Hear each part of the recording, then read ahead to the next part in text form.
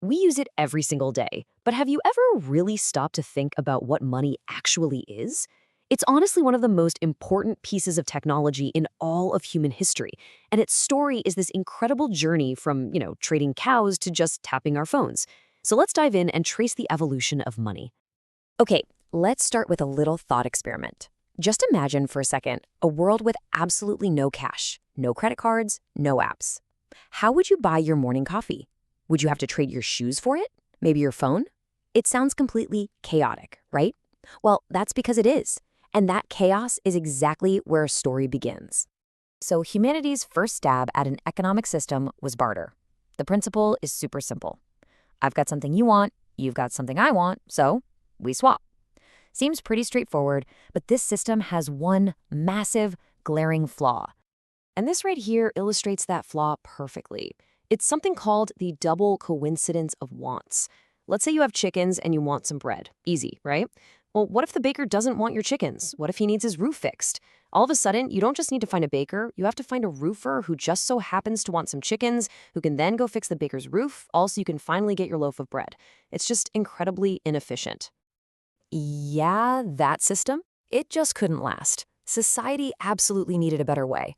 And that led to our first huge innovation, commodity money. Instead of these endless, complicated barter chains, people started to identify certain goods that basically everyone found valuable. This created a common medium of exchange. The whole key to this new system was this idea of marketability. It turned out some goods were just way easier to trade than others. They were durable, they were always in demand, and pretty much everyone agreed on what they were worth. If you had one of these highly marketable goods, you could trade for just about anything. And livestock, cattle, they're the perfect example of this shift. They became one of the earliest forms of money. See, even if you didn't personally need a cow for milk or meat, you'd still accept it in a trade because you knew for sure that someone else would. A cow could be exchanged for almost anything. And this wasn't just about livestock. This was a global phenomenon. Different cultures used all sorts of different commodities. In parts of Africa, salt was literally used as currency. The British used sugar, and the early American colonists in Maryland and Virginia used tobacco. And, tragically, in some societies, even other human beings were treated as commodities in this system. But as civilizations grow and cities started to form, these early types of money started to show their own limitations.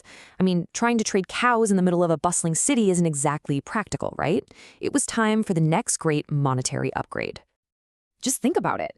If you're an artisan living in a growing city, where are you going to keep a herd of cattle? How do you even make change from a goat?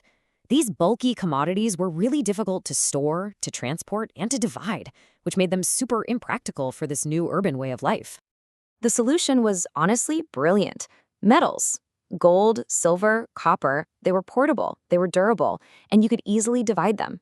This sparked the metallic revolution, which led to standardized coins. These were trusted, guaranteed units of value that made trade faster and fairer than ever before. And here is the aha moment that connects the old world to the new. Early coins actually carried their history right on them. Many were stamped with symbols, like an ox, to show what they were worth. One coin was, quite literally, worth 1 ox, a direct link back to the commodity money everyone already knew and understood. But, progress always creates new challenges. As trade got even bigger, high-value paper money was introduced for large transactions. And this created a new version of an old problem. How do you make change? You couldn't just pay for a loaf of bread with a huge bill and expect the baker to hand you a sack of potatoes in return. The answer was a system of decimalization. Money was given very distinct roles. High-value paper money was for the big transactions, while low-value coins were used as small, precise units just for making change. Think pennies, shillings, cents. This structure solved the problem perfectly. So, let's just quickly recap the journey, right? We started with the direct, messy trade of barter. Then we evolved to using commodities like livestock and salt. And then came modern, decimalized coins, which are introduced in places like South Africa as early as 1652, creating the very foundation for the monetary system we still use today.